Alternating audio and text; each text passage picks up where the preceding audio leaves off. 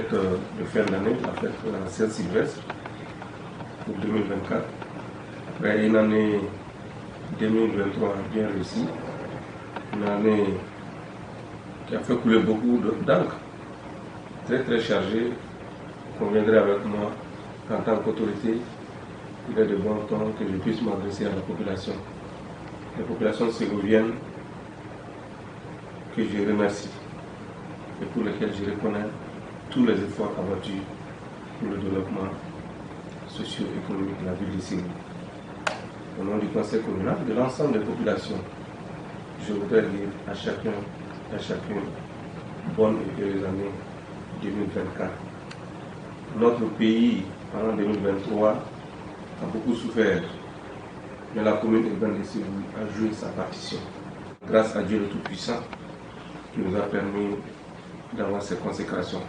Je remercie toutes les autorités partenaires, du gouverneur au préfet, président du conseil régional, le président du conseil de cercle, dont l'institution vient d'être dissoute par la loi, certes, mais qui ont véritablement abattu de gros efforts pour le développement de notre ville, le développement de notre pays. Je voudrais en toi reconnaître tout le monde, les organisations socio-professionnelles, tout le monde. Je ne voudrais pas oublier quelqu'un, que tous se reconnaissent dans ces discours. Nouvel an qui s'annonce, adresser mes vœux de bonnes et heureuses années à toute la population du cercle de Ségou. Et nous avons cheminé ensemble l'année 2023 avec toutes les prouesses que le cercle et la région ont connues. Je veux dire par là la biennale, la super coupe Assimi Goïta. Et tout ceci est rendu possible grâce à l'engagement et à l'accompagnement des populations du cercle de Ségou. Je voudrais ici les féliciter et les remercier et toujours solliciter leurs conseils avisés et leur accompagnement pour nous aider à réussir la mission qui nous a été confiée ici à Ségou. Comme vous le savez, la position de Ségou dans le soutien des autorités de la transition n'est plus un secret. Et nous demandons toujours à cette même population de continuer à soutenir les autorités de la transition, car nous sommes convaincus que les réformes en cours entamées par les autorités de la transition sont les meilleures voies pour un développement harmonieux de notre pays.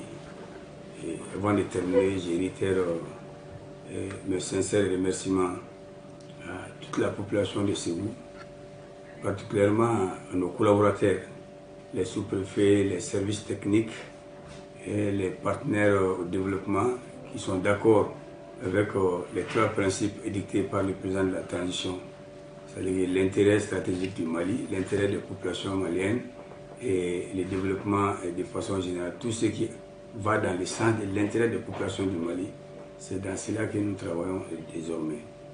Donc à la presse et audiovisuelle écrite, nous adressons nos vœux les meilleurs également pour leur accompagnement, parce que c'est grâce à elles qu'il y a de la visibilité dans ce que nous faisons au quotidien, évidemment dans le cercle de Ségou.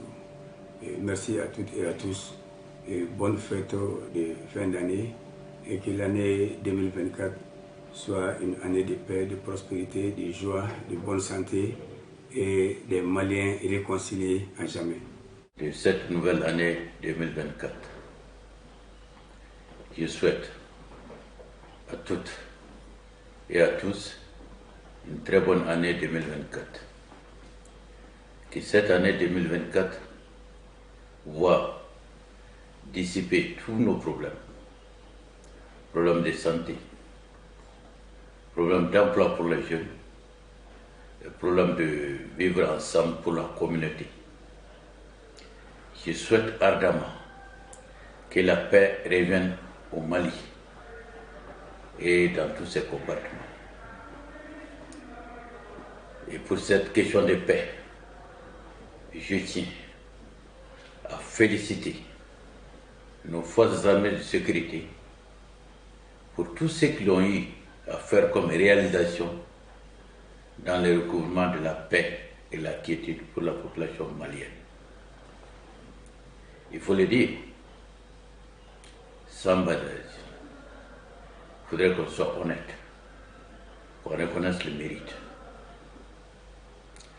Depuis plus d'une décennie, le drapeau malien n'a pas flotté comme on l'a souhaité à Kidal. Mais grâce au courage et à l'abnégation, à l'engagement de nos jeunes militaires, de nos vaillantes forces armées de sécurité, aujourd'hui, Kidal est devenu pour le Mali.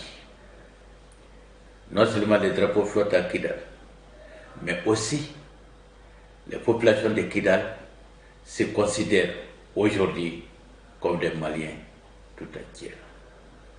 Ces mérites, il faut les reconnaître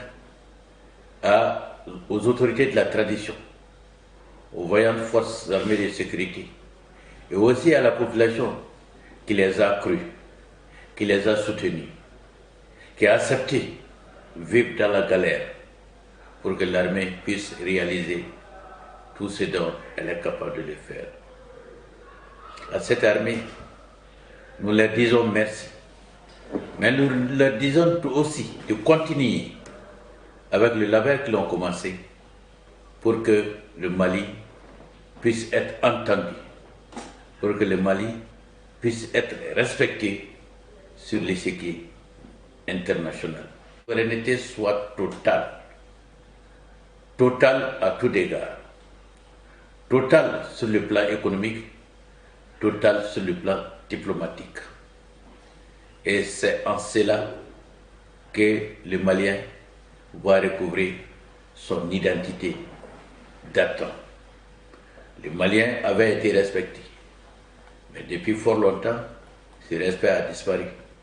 Mais aujourd'hui, ce respect est en train de renaître, et renaître de la plus belle manière.